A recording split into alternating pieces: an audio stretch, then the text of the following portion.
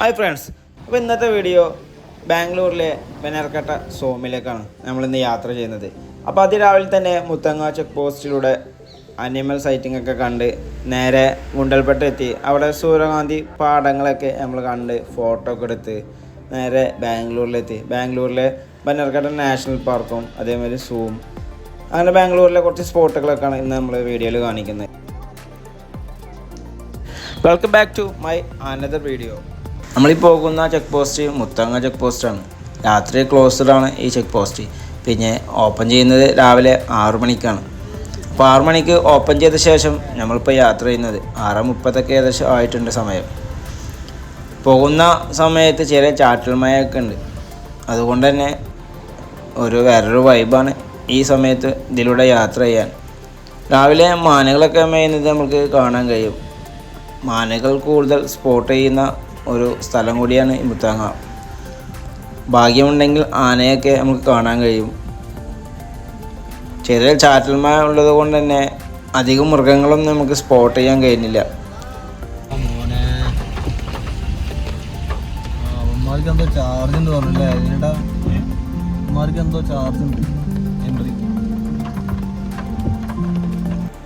അങ്ങനെ നമ്മളിപ്പോൾ കേരളത്തോട് വിട പറഞ്ഞ് നേരെ കർണാടക സ്റ്റേറ്റിലേക്ക് കയറാൻ പോകാം. അപ്പോൾ അങ്ങോട്ട് കയറുമ്പോൾ ഒരു 20 രൂപ എൻട്രി ഫീസ് ഉണ്ട്. അത് വാങ്ങിക്കാനുള്ള തിരക്കിലാണ്. അങ്ങനെ നമ്മൾ 20 രൂപ എൻട്രി ഫീസ് കൊടുത്ത് നേരെ കർണാടക സ്റ്റേറ്റിലേക്ക് കയറി. ഇവിടെ നിന്നും നമ്മൾ നേരെ ഗുണ്ടൽപേട്ടാണ്.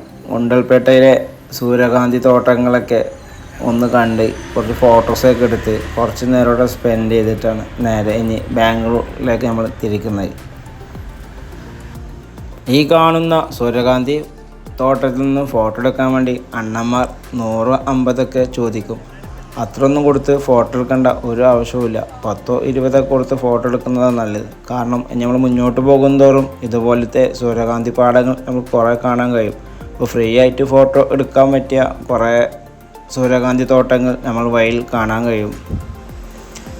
ഞങ്ങൾ നേരെ ഇതൊക്കെ കണ്ട് നേരെ ബാംഗ്ലൂരിലേക്കാണ്. ബാംഗ്ലൂർ ഹൈവേയിലുള്ള ഒരു ഹോട്ടലാണ് നമ്മൾ ഈ കാണുന്നത്. അപ്പോൾ ഇവിടുത്തെ ഫുഡിൻ്റെ കാര്യം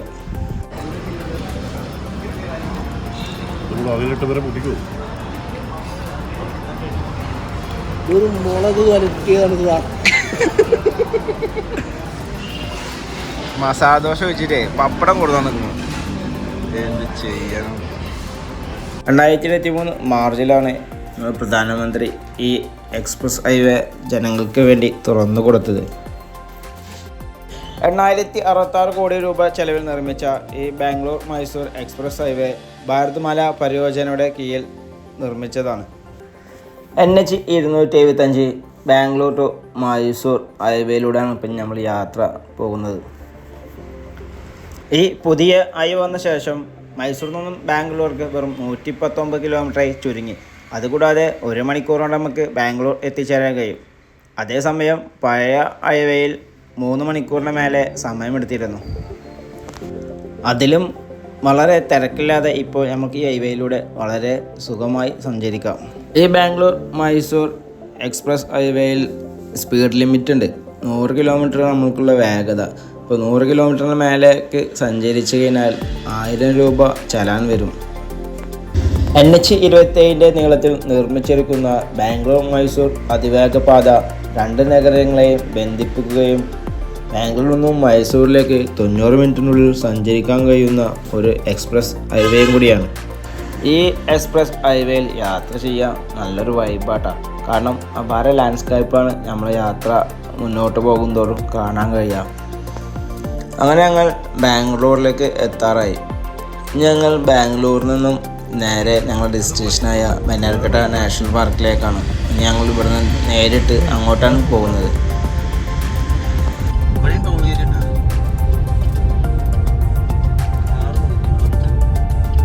Continue on National Highway 48 for 15 kilometers.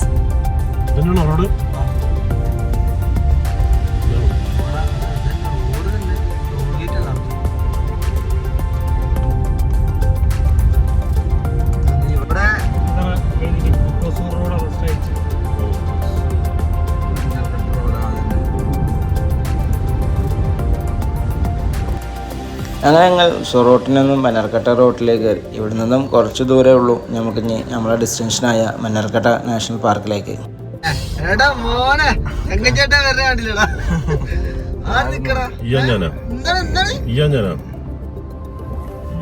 ഞാൻ പോവാ.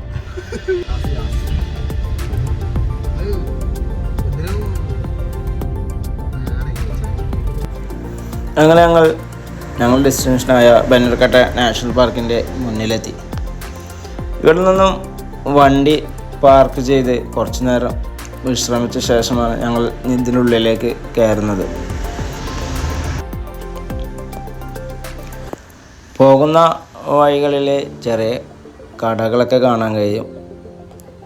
ഈ കിഡ്സിൻ്റെ സാധനങ്ങൾ വിൽക്കുന്ന കടകളും മാംഗോ, ഫ്രൂട്ട്സ്, സലാഡ അങ്ങനത്തെ ഒക്കെ വിൽക്കുന്ന ചെറിയ ചെറിയ കടകളൊക്കെ നമുക്ക് റോഡിൻ്റെ രണ്ട് സൈഡിലും കാണാൻ കഴിയും. ഇപ്പോൾ നമ്മൾ മണ്ണാർക്കാട്ട നാഷണൽ പാർക്കിൻ്റെ എൻട്രി ഗേറ്റിൻ്റെ അവിടെ എത്തി. ഇവിടെ മണ്ണാർക്കാട്ട ബയോളജിക്കൽ പാർക്ക് ബാംഗ്ലൂരു എന്ന് കാണാൻ കഴിയും. അങ്ങനെ കയറുമ്പോൾ എൻട്രി കയറുമ്പോൾ തന്നെ നമുക്ക് ലെഫ്റ്റ് സൈഡിലായിട്ട് കുറേ ഷോപ്പുകൾ കാണാൻ കഴിയും. ഇവിടെ ഫുള്ള് ചെറിയ സ്നാക്സും സലാഡ, ഉപ്പിലിട്ടത് അങ്ങനെയൊക്കെ കഴിക്കുന്ന ചെറിയ ഷോപ്പുകൾ നമുക്ക് ഇവിടെ കാണാൻ കഴിയുക. ഫ്രൂട്ട്സും ചെറിയ ജ്യൂസും കാര്യങ്ങളൊക്കെ നമുക്ക് ഇവിടുന്ന് കിട്ടും. ഇങ്ങോട്ട് വരികയാണെങ്കിൽ ശനി ഞായർ ഹോളിഡേ ദിവസങ്ങൾ ഒഴിവാക്കി ബാക്കി ദിവസങ്ങൾ വരുന്നതാണ് ഏറ്റവും നല്ലത്. കാരണം ശനി ഞായറും ഇവിടെ വരികയാണെങ്കിൽ ടിക്കറ്റിൻ്റെ ചാർജ് കൂടുതലാണ്. അതുകൂടാതെ നല്ല തിരക്കുമായിരിക്കും. ഹോളിഡേ ദിവസങ്ങൾ ഒഴിവാക്കി ബാക്കി ദിവസങ്ങൾ ഇവിടെ വരുന്നതാണ് നല്ലത്. ഇവിടെ നമുക്ക് ഓൺലൈനായിട്ടും ടിക്കറ്റ് എടുക്കാം, ഓഫ്ലൈനായിട്ടും ടിക്കറ്റ് എടുക്കാം.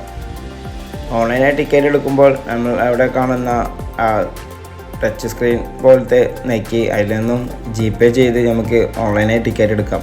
ഇവിടെ ഓഫ്ലൈനായി ക്യൂ നിന്നാലും ഇവിടെ നമുക്ക് വേണ്ട സഫാരി ടിക്കറ്റും സോം ടിക്കറ്റും ബട്ടർഫ്ലൈ പാർക്കിലേക്കുള്ള ടിക്കറ്റും അങ്ങനെ ആക്ടിവിറ്റീസ് ടിക്കറ്റൊക്കെ നമുക്ക് ഇവിടുന്ന് എടുക്കാം. അങ്ങനെ ടിക്കറ്റ് എടുത്ത് ഞങ്ങൾ ഇവിടെ ചെറിയ റെസ്റ്റോറൻറ്റ് വരുന്നുണ്ട്. അപ്പോൾ ചെറിയ ഫുഡ് കഴിക്കാൻ വേണ്ടി ഞങ്ങൾ അങ്ങനെ റെസ്റ്റോറൻറ്റിലേക്ക് പോയി അവിടെ നിന്നും ഫുഡ് കഴിച്ച ശേഷം ഞങ്ങൾക്ക് അതിൻ്റെ ഉള്ളിലേക്ക് കയറാനുള്ള പ്ലാന്. അപ്പോൾ ഇവിടെ ചെറിയൊരു ക്യാൻറ്റീൻ വരുന്നുണ്ട്. ക്യാൻറ്റീനിൽ ഫുഡ് കഴിക്കണമെന്ന് വെച്ചാൽ മഹാപരാജയമാണ്. ഞങ്ങൾ രാവിലെ കഴിച്ച ഫുഡും പരാജയം, ഉച്ചയ്ക്ക് കഴിച്ച ഫുഡും പരാജയം. അങ്ങനെ ഇവിടെ കുറച്ച് ഷോപ്പുകളൊക്കെ കാണാൻ കഴിയും. ഇങ്ങനെ കിഡ്സിൻ്റെ സാധനങ്ങളും അത്യാവശ്യം ചെറിയ സാധനങ്ങളൊക്കെ വിൽക്കുന്ന ചെറിയ ഷോപ്പുകളൊക്കെ. അങ്ങനെ ഞങ്ങൾ ക്യാൻറ്റീനിൽ നിന്നും ഫുഡൊക്കെ കഴിച്ച് നേരെ സഫാരിയുടെ ബസ്സൊക്കെ നിർത്തിയ ഭാഗത്തായി ഞങ്ങൾ നടന്നുകൊണ്ടിരിക്കുക. ഇവിടെ മണ്ണാർക്കാട് നാഷണൽ പാർക്കിൻ്റെ ഒരു ബോർഡ് നമുക്ക് കാണാൻ കഴിയും. സഫാരി ഡീറ്റെയിൽസ് തുടങ്ങിയ ഒരു ചാർട്ട് ബോർഡ്. ഇതിൽ നോക്കി കഴിഞ്ഞാൽ നമുക്ക് ഫുൾ ഡീറ്റെയിലും കാര്യങ്ങളും കിട്ടും. അപ്പോൾ ഇവിടെ നിന്നും ഞങ്ങൾ നേരെ മണ്ണാർക്കാട് നാഷണൽ പാർക്കിൻ്റെ ടിക്കറ്റ് എടുത്ത് ഉള്ളിലേക്ക് കയറാണ്.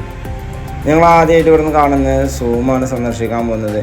നമുക്ക് ഫസ്റ്റ് കയറി തന്നെ നമുക്ക് കുറച്ചെൻ്റെ ഫ്രണ്ടിലേക്ക് പോയി കഴിഞ്ഞാൽ ആദ്യം നമുക്ക് കാണാൻ കഴിയുക സിബ്രകളാണ്. അപ്പോൾ ഇവിടെ നിന്നും ഫസ്റ്റ് കാഴ്ചകൾ നമ്മൾ ഇതാണ് കാണുന്നത്. ഇവിടെ നമ്മൾ കുറച്ച് നേരം ഇതൊക്കെ കണ്ട ശേഷം നമ്മൾ വീണ്ടും ഇനി മുന്നോട്ട് പോയി കഴിഞ്ഞാൽ ജിറാഫിനെ കാണാം. അങ്ങനെ ഓരോരോ അനിമൽസിനും സ്പോട്ട് ചെയ്തിട്ടാണ് പോകുന്നത്. ഇങ്ങോട്ട് വരികയാണെങ്കിൽ ക്യാമറയും നല്ല ലെൻസൊക്കെ എടുക്കുകയാണെങ്കിൽ നല്ല ഫോട്ടോസ് എടുക്കാം. മൊബൈലിലൊക്കെ ഒരു പരിധിയുണ്ട് സൂം കിട്ടാൻ. കുറച്ച് ലോങ് ആയിട്ട് തന്നെ ഉണ്ടോ ഈ സിബ്രയൊക്കെ നിൽക്കുന്നത്. അതുകൊണ്ട് തന്നെ നമുക്ക് സൂം ചെയ്താലും അത്രത്തോളം കിട്ടും എന്നറിയില്ല. ഇവിടെ കുട്ടികളൊക്കെ ഇങ്ങനെ ഈ ഫോട്ടോ എടുക്കുന്നതൊക്കെ നമുക്ക് കാണാൻ കഴിയും. ഇപ്പോൾ നമ്മൾ കാണുന്ന ജിറാഫുകളാണ്. ഇവിടുന്ന് ഇതേമാതിരി ഒരു സ്കെച്ച് നമുക്ക് കാണാൻ കഴിയും. അനിമൽസുള്ള റൂട്ട് മാപ്പായിട്ട് ചെറിയ സ്കെച്ച് കാണാൻ കഴിയും. നേരെ പോകുന്തോറും നമുക്ക് ഓരോ അനിമൽസിനെ കണ്ടിട്ട് പോകാം. ഈ നാഷണൽ പാർക്കിൻ്റെ പ്രത്യേകത കരടികളും പുലികളും സിംഹങ്ങളും പിന്നെ വേറെ ഇവിടെ കാണാത്ത ആനകളൊക്കെ ഇവിടെ ഉണ്ട് കേട്ടോ. പല സൂമിലും പോയി കഴിഞ്ഞാൽ നമുക്ക് ആനകളെ കാണാൻ കഴിയില്ല, പക്ഷെ ഇവിടെ ആനകളും ഇവിടെ കാണാൻ കഴിയും. പുലികളും കരടികളും സിംഹവും ഒക്കെയുള്ള ഒരു സൂം തന്നെയാണ് മണ്ണാർക്കാട് നാഷണൽ പാർക്ക്. ഇവിടെ 2-3 കടുവകളൊക്കെ നമുക്ക് കാണാൻ കഴിയും. വിശ്രമത്തിലായിരുന്ന ആശാൻ എഴുന്നേറ്റ് നടന്നുകൊണ്ടിരിക്കാം.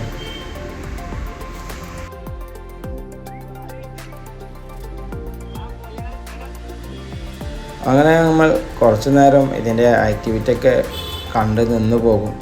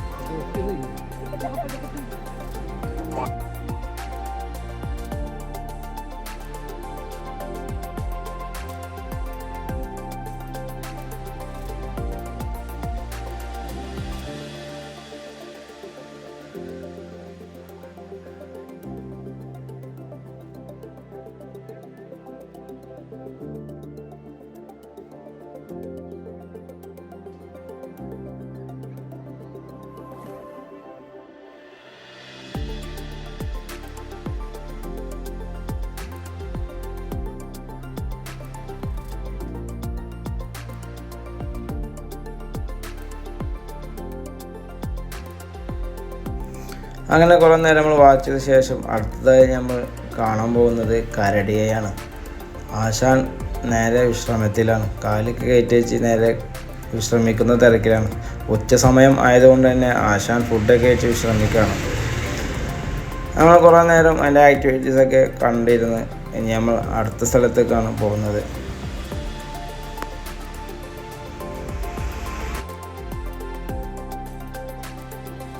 അങ്ങനെ നമ്മൾ മുന്നോട്ട് നീങ്ങുമ്പോൾ ഇവിടെ വൈൽഡ് ലോഗിനെ കാണാൻ കുറച്ച് ആളുകളൊക്കെ നിൽക്കുന്നു. നമ്മളിപ്പോൾ കാണുന്ന ഇന്ത്യൻ വൈൽഡ് ലോഗാണ്. ഇത് എന്നും കൂടെ ആക്ടിവിറ്റി നല്ല കൂടുതലുള്ള ഒരു ആനിമലാണ്.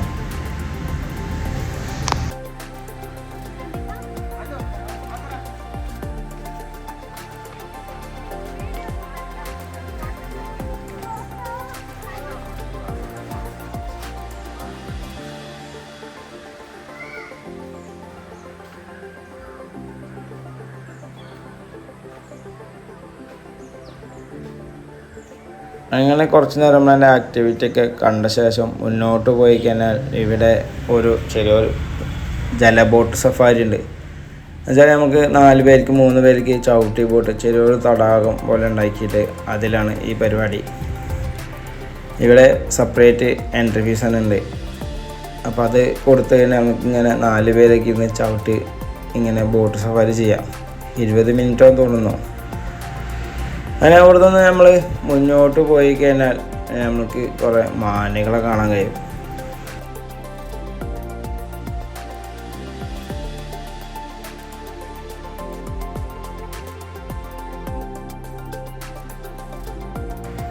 ഇതൊക്കെ എടുക്കുന്നു വെള്ളത്തിൽ 2 ഹിപ്പോപ്പൊട്ടാമസ്.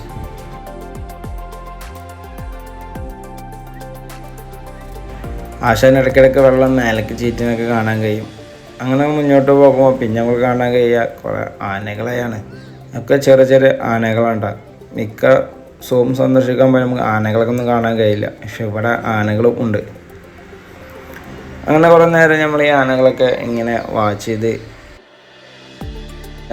ഇവിടെ തന്നെ വീണ്ടും നമുക്ക് വൈൽഡ് ലോഗിങ് കാണാൻ കഴിയും. ഇനി ഇവിടുന്ന് മുന്നോട്ട് പോയി കഴിഞ്ഞാൽ നമുക്ക് ഇനി കാണാൻ കഴിയുന്ന അടിപൊളി കാഴ്ച സിംഹം. ആശാൻ മേലെ റെസ്റ്റിലാണ്. പക്ഷെ ആശാൻ്റെ കൂടെയുള്ള ഒരാൾ എന്ന പോലെ നമുക്ക് ദർശനം തരുന്ന മാതിരി അങ്ങോട്ടും ഇങ്ങോട്ടും നടന്നുകൊണ്ടിരിക്കുകയാണ്. കുറേ നേരം നമ്മളതിനെ വാച്ച് ചെയ്തു, വീഡിയോസൊക്കെ എടുത്തു. അതിൻ്റെ ആക്ടിവിറ്റിയൊക്കെ നമ്മൾ കുറേ നേരം കണ്ടു നിന്നു.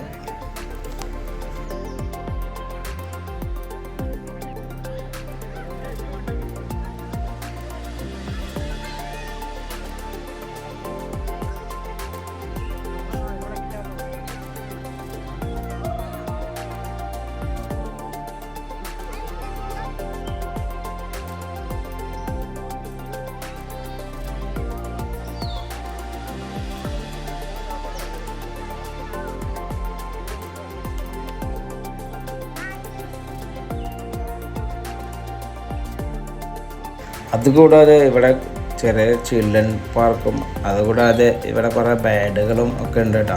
അപ്പോൾ അത് നമ്മൾ വീഡിയോയിൽ കാണിക്കുന്നില്ല. നമുക്കിവിടെ കാണാനൊക്കെ ഉണ്ട്. അപ്പോൾ ഇങ്ങോട്ട് വരുന്നവരൊക്കെ ആണെങ്കിൽ ശനി ഞായറൊക്കെ ഒഴിവാക്കി വരുന്നതാണ് നല്ലത്. കാരണം അത്രത്തോളം തിരക്കാണ് ഇവിടെ. പിന്നെ അതുമാത്രമല്ല ഇവിടെ റേറ്റും കൂടുതലാണ് അന്ന് വന്നാൽ. അപ്പോൾ എന്തായാലും നിങ്ങൾ ബാംഗ്ലൂരൊക്കെ വരാണെങ്കിൽ തീർച്ചയായും സന്ദർശിക്കേണ്ട ഒരു അടിപൊളി ടൂറിസ്റ്റ് ഡെസ്റ്റിനേഷനാണ്. അപ്പോൾ എന്തായാലും അടുത്ത നല്ലൊരു വീഡിയോ ആയിട്ട് വരാം. അതുപോലെ എല്ലാവർക്കും ബൈ, സീ യു.